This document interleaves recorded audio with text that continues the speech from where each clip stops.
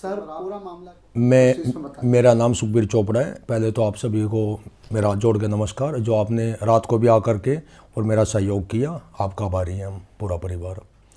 ऐसा हुआ जी, सुबह बेटा 8 बजे कॉलेज के लिए निकलता, कोचिंग के लिए। BLLB का स्टूडेंट है मेरा बेटा। 2 बेटियां AIS का कर रही है अभी दिल्ली से ही, और एक बेटी है BJP कार्यकर्ता है, नांगलोई में SC मोर्चा जिला महामंत्री भी रही है, और जब बागनेर मंडल में क्या पद हैं ये इनके पास है, महिला मोर्चा उपाध्यक्ष हैं। जब हमारे साथ ऐसा हो रहा है तो और सभी के साथ क्या होता होगा इस देश में, या क्या हालात इस दिल्ली की। मैं ये बताना चाह रहा हूँ कि सुबह 10:15 बजे मेरे बेटे के पास एक इंस्टाग्राम पर कॉल आता है। मेरे बेटे का नाम मनीष चोपड़ा है।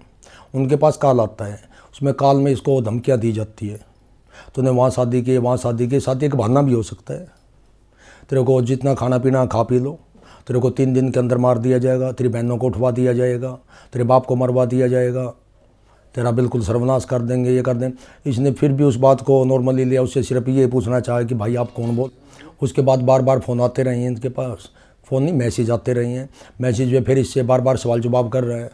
बेटा बार बार उसका जवाब दे रहा है, भाई आप पहले अपना ये परिचय दे दो, हो कौन, कि मेरा होने का तुझे अपने आप पता लग जाएगा, 3 दिन के अंदर तेरे परिवार को ख़त्म करा देंगे।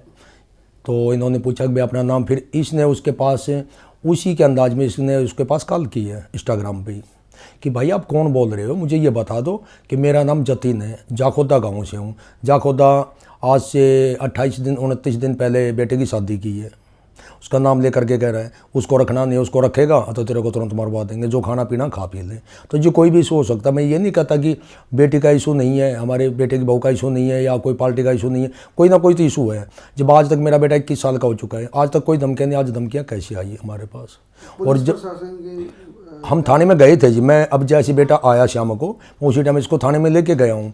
वहाँ ASI अशोक कुमार से भी मिला हूँ, मैं एडिशनल SHO से मिला। उन्होंने कहा कि जी ऐसा है कि ये सुबह वहाँ साइबर थाने में 2 वहाँ पर शांत विहार, अगर रात को कोई बात होती है हमारे साथ, यहाँ कॉलोनियों का रहना है, रात को अगर कोई बात हो जाएगी तो उसका कौन जिम्मेदार। मैं ये सवाल किया है, उन्होंने कहा जी देखो हम क्या कर सकते हैं, हम क्या कर सकते हैं। अब उस भाई ने जो ये जतिन नाम बता रहा है, नितिन जो भी बता रहा है, उसने कई गैंगों के बारे में बताया कि मैं उस गैंग का आदमी, उस गैंग का हूँ। लारेस का नाम लिया उसने, कौन काला है कौन लारेस है, कई गैंगों का नाम भी लिया। हम तो किसी को जानते नहीं, तेरे को मार दिया जाएगा। और बेटे को बड़ी मुश्किल से वहाँ से 3-4 इसके साथ आए स्टूडेंट, वो छोड़ के गया, अकेला वहाँ से निकल भी नहीं पाया। और मेरी तो जी दिल्ली सरकार से मैं ये कहता हूँ, दिल्ली सरकार क्या करी जब इतने बड़े बड़े हो रहे हैं कांड, जब थाने में कोई हमारी सुनने वाला नहीं। तो मेरी तो केंद्र सरकार से यही हाथ जोड़ करके रिक्वेस्ट है, इस इंसान को तुरंत पकड़ा जाए, इसके साथ कानूनी कार्रवाई की जाए। जैसा कि इसने धमकियाँ दी, इसको सबक सिखाया जाए, जैसे कि हमारे आदरणीय योगी जी ने कर रखे हैं। ऐसे दिल्ली में भी हमें कोई ऐसे मुख्यमंत्री चाहिए कि दिल्ली में ऐसे क्राइम ख़त्म हो जाए। ऐसी बातें बेटियों के बारे में इतना गंदा बोल रहे हैं, हमारियों के बारे में ये कर देंगे वो कर देंगे उठा करके। और कल को अगर ये सत्य हो गई तो क्या होगा, कहाँ जाएंगे हम। मेरे पास एक बेटा है, 2-4 नहीं। सर आपके बच्चों से बात हुई, आपके परिवार से बात हुई, उनका कहना है कि हम इनसिक्योर फील कर रहे हैं। आपका क्या कहना है कि आपके बच्चे भी जो है कहीं ना कहीं वो सेफ है या इनसिक्योरिटी में ही इस टाइम जी रहे हैं, दहशत में जी रहे हैं? बिल्कुल दहशत में है जी। अभी मेरी बेटियों से बात भी हुई थी थाने से आने के बाद। उन्होंने कहा पापा थाने में क्या हो, मैं बताया कि थाने वालों ने ये कहा है कि अब रात को हम कुछ नहीं कर सकते। तो सुबह बच्चे 6 बजे कॉलेज जाते हैं, AIS की तैयारी में तैयारी कर रहे हैं, तो बेचारे मना करें कि हम कॉलेज नहीं जाएंगे, कि उनके अंदर इतनी दहशत हो चुकी है कि रास्ते में अगर हमारे साथ कोई अनहोनी हो गई तो कौन जिम्मेवार।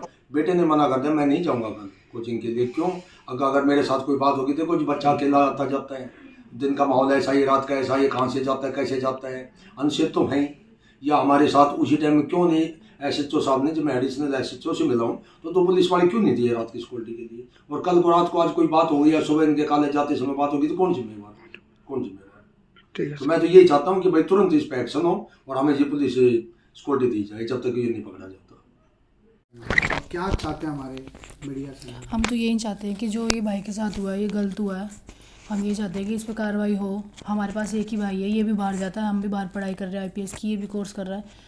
तो ये ना हो कि बाहर जा रहे कोई दुर्घटना घट जाए हमारे साथ या इसके साथ। हम यही चाहते हैं कि सेफ्टी मिले हमें। आप क्या समझ? यही चाहती हूँ मैं भी कि भाई को अच्छे से प्रोटेक्शन मिले, और जो आज हुआ है, जैसे धमकियाँ मिली है, वो दोबारा ना मिले और इनका पता लगे कि ये है कौन। मैम इस धमकियों के बाद आप भी इनसिक्योर फील कर रहे हो या किस तरीके की आपके हाँ, अंदर क्या- इनसिक्योरिटी तो है, बहुत ज़्यादा है। बहुत ज़्यादा है। ठीक है मैम। और हम सुबह 6 बजे निकलते हैं, हम आईपीएस की तैयारी कर रहे हैं, करोल बाग जाते हैं हम सुबह। तो सुबह का माहौल भी ऐसा ही होता है, खाली होता है सब कुछ। तो किस तरीके से आप प्रशासन से आप कहना चाहते हो, किस तरीके का आपको डर है, आप अपने आप को सेफ नहीं फील कर रहे, जिस हिसाब से आपके भाई को धमकी आई है, क्या लगता है उसका जो असर है वो आप लोगों को भी पड़ सकता है? हाँ, पड़ा हुआ है, क्योंकि आज भी अभी थाने में गए थे पापा, तो वहाँ पे भी उन्होंने ये जवाब दिया है कि अभी रात हो गई, अभी हम कुछ एक्शन नहीं ले सकते। अब रात में कुछ बात हो जाती है तो उसका क्या होगा। ठीक। आप हमारे चैनल के माध्यम से क्या बोलना चाहेंगे? मेरा नाम सोनू त्रिलोकटाक है। मैं बीजेपी की कार्यकर्ता हूँ, महिला मोर्चा उपाध्यक्ष हूँ अपने वार्ड में, बाकनेर वार्ड से। और ये कहना चाहती हूँ अपने सरकार से कि भाई जो आज हुआ ये बहुत गलत है। किस तरीके के प्रशासन से आप हेल्प चाहते हो? पुलिस विभाग से, महकमा से क्या हेल्प चाहते हो? पुलिस विभाग से ये चाहते हैं कि इसके साथ सख्त कार्रवाई की जाए और उसके पता लगाया जाए कि ये कैसे, क्या है क्या नहीं, पूरी इसकी जानकारी ली जाए अच्छे से। Thank you. सर सुबह मेरे पास इंस्टाग्राम पे कॉल आई थी। पहले उस लड़के का फ़ोटो पे कमेंट आ रखा था, जो मेरी फ़ोटो डाल रखी है मैंने और मेरी जो वाइफ की फ़ोटो है, तो उस पर उसने गाड़ी लिख के डाल रखी थी। तो उसके बाद मैंने उसके पास मैसेज करा कि हाँ भाई कौन है तू। तो उसने मेरे से उसका फिर सीधा मेरे पास कॉल आई, तो मेरे को बोल रहा है, बोला तो उसका हस्बैंड बोल रहा है टिम्पी को। मैं हाँ, बोला ना तो उसको छोड़ दे, बोला ना तो तेरे साथ बढ़िया नहीं होगा। हाँ भाई बढ़िया ये नहीं होगा। तो उन्हें कह रहा, बोला तेरे को जान से मार देंगे। मैं जान से क्यों मार देगा? बोला भाई, बोला ठीक है जितने मैं तेरे को समझा रहा हूँ ना उतने में समझ जा, बोला ना तब बढ़िया नहीं होगा तेरे साथ। किस चीज़ का जो है धमकी भरी जो कॉल आई है, इसका अर्थ क्या है? किस चीज़ की धमकी मिली है आपको? कि इसको छोड़ दे, किस जी मतलब जिससे मेरी शादी हो रखी है, मेरी वाइफ है, इसको बोले इसके साथ इसको छोड़ दे, बोला ना तो बढ़िया नहीं होगा। अच्छा, इसको छोड़ दे। तो अब आपने पुलिस की सहायता ली, क्या किया आपने? पुलिस को वहाँ